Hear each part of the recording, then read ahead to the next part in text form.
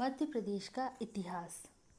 मध्य प्रदेश के इतिहास और पुरातात्विक अतीत का उद्भव प्रागैतिहासिक काल से माना जाता है।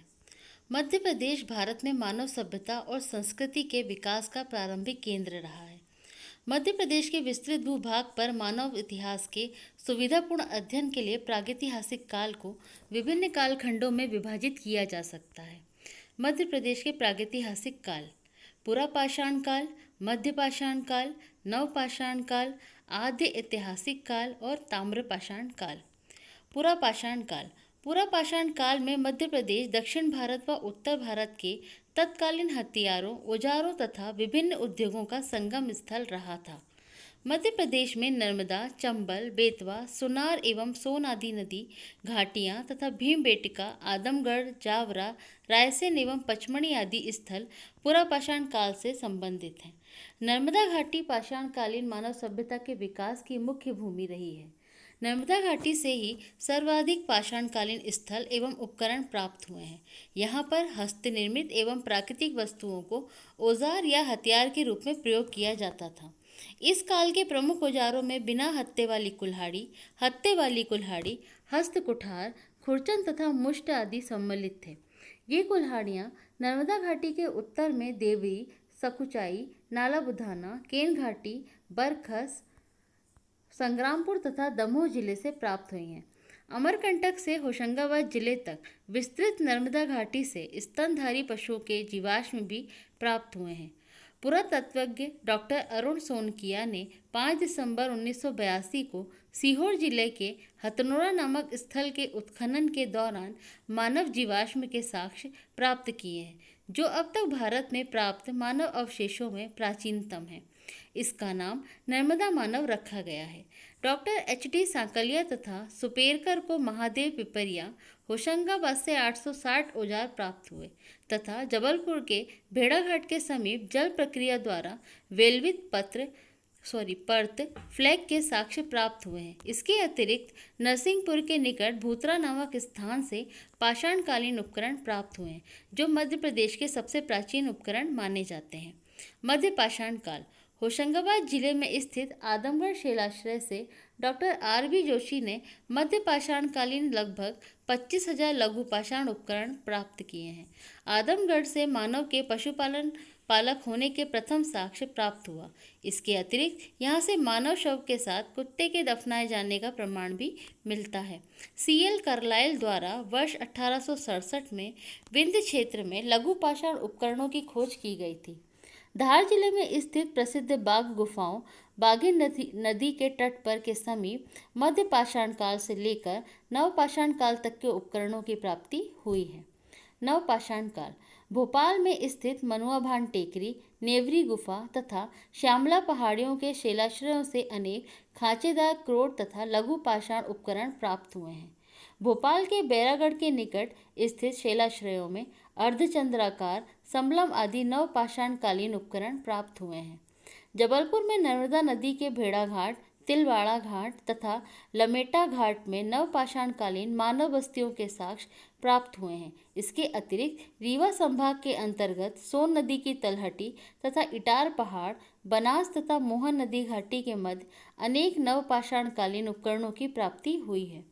रीवा जिले में चचाई जलप्रपात तथा गोविंदगढ़ तालाब के निकट लघु पाषाणकालीन उपकरण खोजे गए हैं। दमोह जिले के दक्षिण पूर्व में स्थित संग्रामपुर घाटी से वर्ष 1866 में नवपाषाणकालीन अवशेषों की प्राप्ति हुई है। ताम्रपाषाण काल: मध्य प्रदेश में ताम्रपाषाण काल के अवशेष मालवा क्षेत्र के नावदा टोली, नागदा, कायथा, आवरा, एरण तथा बेसनगर आदि स्थानों से प्राप्त हुए हैं। इन स्थानों पर उत्खनन से मृदभांड, धातु निर्मित बर्तन एवं उपकरण आदि प्राप्त हुए हैं। 1869 ईस्वी में जबलपुर से एक कुल्हाड़ी के साक्ष्य प्राप्त हुए हैं, जो तांबा एवं टिन से निर्मित थी, जबकि वर्ष 1970 में डोंगरिया बालाघाट के समीप ग्रामीणों को 424 तांबे के उपकरण एवं 102 चांदी के आभूषण भी प्राप्त हुए हैं।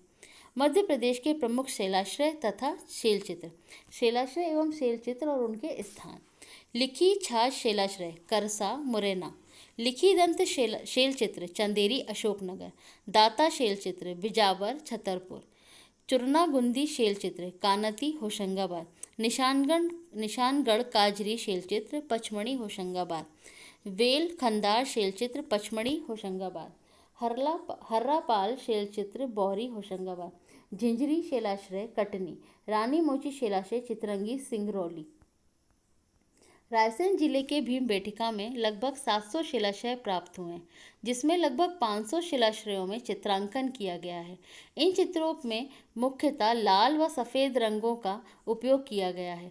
होशंगाबाद जिले पचमढ़ी के पानार पानी गांव में स्थित मामा भांजा शिलाश्रय में लगभग 29 चित्र हैं। मालवा की ताम्रपाषाण संस्कृति। मध्य प्रदेश में सर्वप्रथम नावदा टोली और महेश्वर के उत्खननों से विशिष्ट रूप की ताम्रपाषाणिक सभ्यता प्रकाश में आई। इसे मालवा नावदा टोली ताम्रपाषाणिक संस्कृति कहते हैं।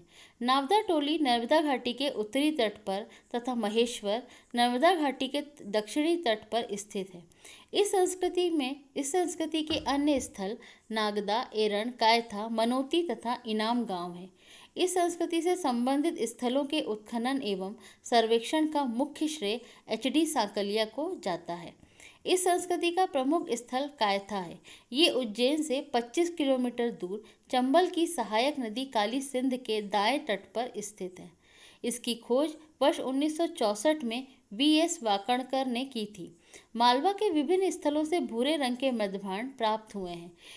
इन मध्यभांडों का अलंकरण ऊपरी आरेख एवं चिपकावा विधि द्वारा काले व गुलाबी रंग से किया गया है। इसे मालवा की मध्यभांड परंपरा कहा जाता है।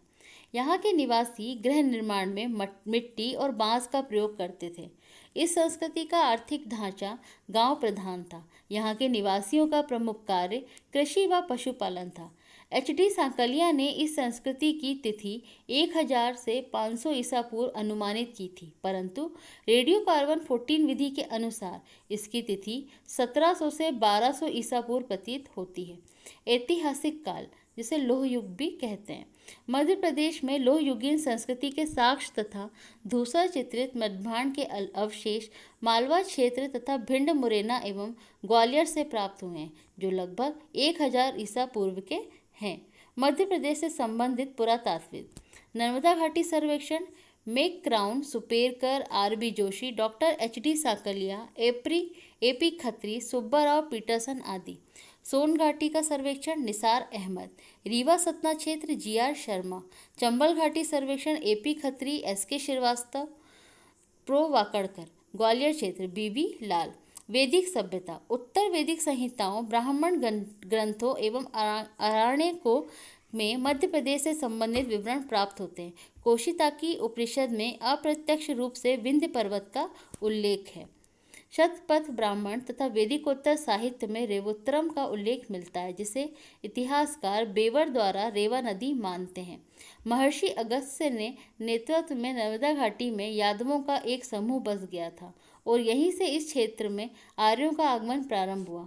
उत्तर वैदिक काल में कुछ अनार्य, विशेषकर निषाद जाति के लोगों का ऐत्रेय ब्राह्मण में उल्लेख मिलता है, जो मध्य प्रदेश के घने जंगलों में निवास करते थे। पौराणिक कालखंड, पौराणिक कथाओं के अनुसार करकोट नागवंशी शासक नर्मदा के किनारे काठे के शासक थे। इन्होंने अपनी पुत्री नर्मदा का विवाह इक्ष्वाकु वंश के राजा पुरुकुत्स के साथ किया था। पुरुकुत्स ने रेवा नदी का नाम परिवर्तित कर नर्मदा कर दिया था। इसी वंश के मुचुकुंद ने विंध्य तथा सतपुड़ा पर्वत श्रेणी के बीच मधांता नगरी खंडवा की स्थापना की थी। कालांतर में यदुवंश की हेय नामक शाखा के राजा महिष्मत ने मधांता नगरी पर अधिकार कर इसका नाम महिष्मती रख दिया। हेय वंश में कार्तवीर्य अर्जुन सहस्त्रार्जुन महाप्रतापी राजा था। इसने कारकोट के युद्ध में अनूप देश को पराजित किया। अर्जुन के पश्चात जयध्वज, तालध्वज व वीतिहोत्र ने शासन किया था। उस समय टुंडिकेर, त्रिपुरी, दर्शान, अनूप एवं अवंती आदि जनपद थे। रामायण काल में मध्य प्रदेश के अंतर्गत महाकांतर तथा दंडकराय स्थित थे। कालिदास के महाकाव्य रघुवंशम के अनुसार भगवान श्री राम के पुत्र कुश दक्षिण कौशल के राजा तथा शत्रुघ्न के पुत्र शत्रुघाती सुबाहु ने दर्शान विदिशा पर शासन किया था। रामायण, महाभारत तथा पुराणों के अनुसार अंतिम वेवस्य मनु के 10 पुत्रों में से कारुष नामक पुत्र द्वारा कारुष देश की स्थापना की गई, जिसे वर्तमान में बघेलखंड के नाम से जाना जाता है। ययाति के पुत्र यदु द्वारा स्थापित यादव वंश का राज चर्मावती, वेत्रवती तथा शुक्तिमती नदी तक विस्तृत था। बुंदेलखंड के दतिया जिले का नाम महाभारत में वर्णित कुख्यात दैत्य दंतवक्र के नाम पर रखा गया। दंतवक्र को भगवान श्री कृष्ण ने पराजित किया था, जिसके पश्चात वे गोपाल कक्ष कहलाए थे। इसी आधार पर ग्वालियर की पहाड़ियों को गोपालगिरी कहा जाने लगा। महाजनपद काल। बौद्ध ग्रंथ अंगातुर निकाय तथा जैन ग्रंथ भगवती सूत्र में उल्लेखित 16 महाजनपदों 6ठी शताब्दी पूर्व में से चेदी व अवंती नामक 2 महाजनपद वर्तमान मध्य प्रदेश में स्थित हैं। अवंती यह महाजनपद मध्य तथा पश्चिमी मालवा क्षेत्र में स्थित था। इसके 2 भाग उत्तरी अवंती तथा दक्षिणी अवंती थे। उत्तरी अवंती की राजधानी उज्जैनी तथा दक्षिणी अवंती की राजधानी महिष्मती थी। इन दोनों के मध्य वेत्रवती नदी बेतवा प्रवाहित होती थी। जीवक के लेखों में विदिशा, गोननगंध, आधुनिक दुराहा, उज्जैन तथा महिष्मती का उल्लेख मिलता है। बौद्ध तथा जैन ग्रंथों के अनुसार अवंती के 2 अन्य प्रसिद्ध नगर कुररघर तथा सुदर्शनपुर थे। अवंती बौद्ध धर्म का भी प्रसिद्ध केंद्र था। इसका बौद्धकालीन नाम आच्युत्यगामी तथा आच्युत्यगामिनी था। चेदी राज्य का विस्तार सोन और नर्मदा घाटियों के मध्य था। परवर्ती चेदी राज्य में कलचुरी वंश का शासन था, जिसका विस्तार उत्तर में कलंजर तक था। महाभारत कालीन चेदी राज्य की राजधानी शुक्तिमती या शुक्ति सहावय थी, जिसे जातक कथाओं में सोत्थिवती कहा जाता है। मौर्य काल। विशाल मौर्य साम्राज्य के अंतर्गत मध्य प्रदेश भी सम्मिलित था। रुद्रदमन के जूनागढ़ अभिलेख के अनुसार गुजरात सौराष्ट्र में चंद्रगुप्त का गवर्नर प्रांतपति पुरुगुप्त शासन करता था। चंद्रगुप्त के राज्य में सौराष्ट्र, मालवा व अवंती भी शामिल थे। 3री शताब्दी ईसा पूर्व में बिंदुसार के शासनकाल में अशोक 11 वर्ष तक अवंती का प्रांतपाल था। उसने उज्जैनी को अपनी राजधानी बनाया था। मध्य प्रदेश के गुर्जरा एवं रूपनाथ लघु शिलालेख से अशोक के शासन की जानकारी मिलती है। गुर्जरा लघु शिलालेख में अशोक का नाम अशोक, देवनाम प्रियदर्शन उल्लेखित है। महावंश के प्रमाण के अनुसार विदिशा या बेसनगर में अशोक की भेंट एक शक वंश के व्यवसायी की पुत्री देवी कुमार देवी से हुई थी, जिससे उसने विवाह कर लिया। गुप्त काल तक सांची का नाम काकनाद बट था। यहाँ से अशोक का संघ-भेद अभिलेख मिला है, जिसमें उसने संघ-भेद को रोकने के लिए राजज्ञा प्रदान की थी। मौर्यकालीन स्मारक। सांची का स्तूप। सम्राट अशोक ने 3री शताब्दी ईसा पूर्व में सांची के बौद्ध स्तूप का निर्माण करवाया था, जो मूल रूप से ईंटों से निर्मित था। 1818 ईस्वी में जनरल टेलर ने सांची स्तूप की खोज की थी। तुमेन का स्तूप। तुमेन जिला गुना, विदिशा तथा मथुरा को जोड़ने वाले व्यापारिक मार्ग पर स्थित है। यहाँ पर 3 मौर्यकालीन बौद्ध स्तूप स्थापित किए गए थे।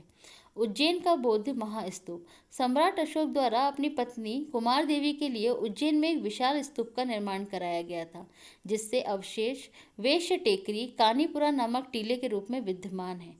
कासरावत के स्तूप। कासरावत जिला खरगोन में स्थित इत्रबर्डी नामक टीले के उत्खनन से 11 मौर्यकालीन स्तूप प्राप्त हुए। देउर कोठार के स्तूप। देउर कोठार जिला रीवा में मौर्यकालीन बौद्ध स्तूप प्राप्त हुए हैं। पनगुड़ारिया का स्तूप। पनगुड़ारिया सीहोर से भी मौर्यकालीन प्रदक्षिणा पथ युक्त स्तूप प्राप्त हुआ है। शुंग वंश। मौर्य वंश के पतन के पश्चात मध्य प्रदेश के विस्तृत भूभाग पर शुंग वंश का अधिकार रहा था। कालिदास द्वारा रचित मालविकाग्निमित्रम के अनुसार युवराज अग्निमित्र अपने पिता पुष्यमित्र शुंग के प्रतिनिधि के रूप में विदिशा में शासन करता था। शुंग वंश के वंशज उज्जैन में संबंधित थे। शुंग वंश के 8वें शासक भागवत काशीपुत्र भागभद्र के शासनकाल में ग्रीक राजा एंटीओल्किडस का राजदूत हेलियोडोरस विदिशा आया था। उसने यहाँ भगवान विष्णु को समर्पित प्रसिद्ध गरुड़ स्तंभ का निर्माण कराया था। इसे वर्तमान में खाम बाबा के नाम से जाना जाता है। विंध्य क्षेत्र के प्रमुख नगर सतना से 14 किलोमीटर दूर स्थित उचेहरा के भरूत बौद्ध स्तूप का पुनर्निर्माण भी शुंग काल में करवाया गया था। अशोक द्वारा निर्मित कराए गए सांची के स्तूप में चहरदीवारी और प्रवेश द्वारा शुंग काल निर्मित कराए गए थे। सातवाहन वंश। सातवाहन वंश के शासक सिमुक ने विदिशा के शासक कण्व को पराजित कर अपना आधिपत्य स्थापित किया। सिमुक के प्रपौत्र शातकर्णी प्रथम ने पश्चिमी मालवा तथा अनूप नर्मदा घाटी तक अधिकार कर लिया था। गौतमी पुत्र शातकर्णी की माता गौतमी बलश्री के पूना तथा नासिक के शिलालेखों में अनूप, निमाड़, अकार पूर्वी मालवा तथा अवंती पश्चिमी मालवा पर विजय प्राप्ति का उल्लेख है। गौतमी पुत्र शातकर्णी का उल्लेख सांची स्तूप के दक्षिणी तोरण द्वार के शिलालेख में भी किया गया है। सातवाहन शासकों में राजा सिरिसात के नामांकित सिक्के उज्जैन, देवास, होशंगाबाद, जबलपुर तथा वशिष्ठी पुलुमावी 130 ईसा पूर्व से 154 ईसा पूर्व के सिक्के भिलसा एवं देवास से प्राप्त हुए हैं। अंतिम सातवाहन शासक यज्ञश्री शातकर्णी 165 ईसा पूर्व से 193 ईसा के सिक्के बेसनगर, तेवर और देवास से प्राप्त हुए हैं। त्रिपुरी से सातवाहन वंश के शासकों द्वारा जारी सीसे के सिक्के प्राप्त हुए हैं। हिंद यवन मध्य प्रदेश में हिंद यूनानी शासकों में प्रसिद्ध मिनांडर के सिक्के बालाघाट जिले से प्राप्त हुए हैं तथा उसी काल में रोमन शासकों के सिक्के मंदसौर जिले के आवरा से प्राप्त हुए हैं। शक वंश कार्दमक वंश के चष्टन तथा पौत्र रुद्रदमन के नेतृत्व में पश्चिमी क्षत्रपों की शक्ति का प्रादुर्भाव हुआ तथा उन्होंने गौतमी पुत्र शातकर्णी द्वारा नहपान से जीते गए सभी क्षेत्रों पर अपना आधिपत्य स्थापित कर लिया। रुद्रदमन के जूनागढ़ शिलालेख के अनुसार रुद्रदमन ने शतकर्णी को 2 बार परास्त कर अन्य प्रांतों के साथ पूर्वी तथा पश्चिमी मालवा और महिष्मती के आसपास के प्रदेशों को जीत लिया था। इस बात की पुष्टि टालिमी द्वारा चष्टन को उज्जैनी का राजा बताए जाने से भी होती है। कादरमक वंश का संस्थापक चष्टन कठियावाड़ एवं उज्जैन में शासन करता था, जिसकी राजधानी उज्जैनी थी। चष्टन के सिक्के उज्जैन तथा शिवपुरी से प्राप्त हुए हैं। शक वंश से संबंधित सिक्के शिवपुरी, सांची, सिवनी तथा बेसनगर आदि स्थानों से प्राप्त हुए हैं। शक क्षत्रपों का अभिलेख उज्जैन से तथा महाक्षत्रप रुद्र सिंह का शिलालेख खेरखेड़ी शाजापुर से मिला है। श्रीधर वर्मन के अभिलेख एरन तथा सांची के समीप कानाखेड़ा से प्राप्त हुए हैं। कुषाण वंश कुषाण के महान शासक कनिष्क 78 से 101 ईसा ने उज्जैन के पश्चिमी क्षत्रपों शकों को युद्ध में पराजित किया था तथा मालवा का कुछ भाग शकों से छीन लिया था। शहडोल में प्राप्त कुषाण शासकों ने 1757 सिक्कों में 324 सिक्के कनिष्क प्रथम के थे। कुषाण शासक विम कार्डफिसेसस का एक सिक्का विदिशा से प्राप्त हुआ है। कनिष्क के सिक्के झाझापुरी, शहडोल तथा हरदा से प्राप्त हुए हैं। वासुदेव प्रथम का तांबे का एक सिक्का जबलपुर के तेवर से प्राप्त हुआ है, परंतु वासुदेव प्रथम के उत्तराधिकारी का मध्य प्रदेश में शासन का प्रमाण नहीं मिलता। कुषाणकालीन अभिलेखों में कनिष्क तथा सांची अभिलेख तथा जबलपुर के भेड़ाघाट से प्राप्त 2 मूर्ति लेख प्रमुख हैं। नागवंश कुषाणों के पतन के पश्चात नागवंश के शासकों का उत्कर्ष हुआ। नागवंश की स्थापना विदिशा में हुई थी। यहाँ से नागवंश की शाखाएं पद्मावती, ग्वालियर तथा मथुरा में स्थापित हुई। बेसनगर से नाग शासकों के तांबे के सिक्के तथा पद्मावती से नाग शासक गणपति एवं भीम के सिक्के प्राप्त हुए। आभीर वंश सातवाहनों के अधीन आभीर ने खानदेश बुरहानपुर में एक स्वतंत्र राज्य की स्थापना की। 250 ईसा के नासिक शिलालेख के अनुसार आभीर साम्राज्य का संस्थापक ईश्वर सेन था। आभीरों ने अनूप प्रदेश, निमाड़ एवं मालवा को अपने आधिपत्य में ले लिया था तथा इनके पतन के पश्चात इन प्रदेशों के आभीर सामंतों द्वारा वकाटकों की अधीनता स्वीकार कर ली गई थी। बोधि और मध्य दूसरी तीसरी शताब्दी में जबलपुर के त्रिपुरी में बोधि शासकों का शासन था। त्रिपुरी उत्खनन में इस राजवंश के जो मदांकन प्राप्त हुए उनसे इस वंश के 4 शासक श्री बोधि, वसु बोधि, चंद्र बोधि तथा शिव बोधि के नाम ज्ञात हुए हैं। लगभग इसी समय मध्य प्रदेश के बघेलखंड क्षेत्र पर मगध वंश के शासकों का आधिपत्य था। इस वंश का प्रथम शासक भीमसेन था। अन्य प्रसिद्ध राजाओं भद्रमग और शिवमग थे। बोधि तथा मगध वंश के शासकों के सिक्के मुहर तथा शिलालेख कौशंबी एवं भीटा के अतिरिक्त बांधवगढ़ जिला उमरिया से प्राप्त हुए हैं। मध्यवंशी राजाओं ने कुषाणों का अत्यधिक प्रतिरोध किया। वकाटक वंश वकाटकों का मूल निवास स्थान बुंदेलखंड था।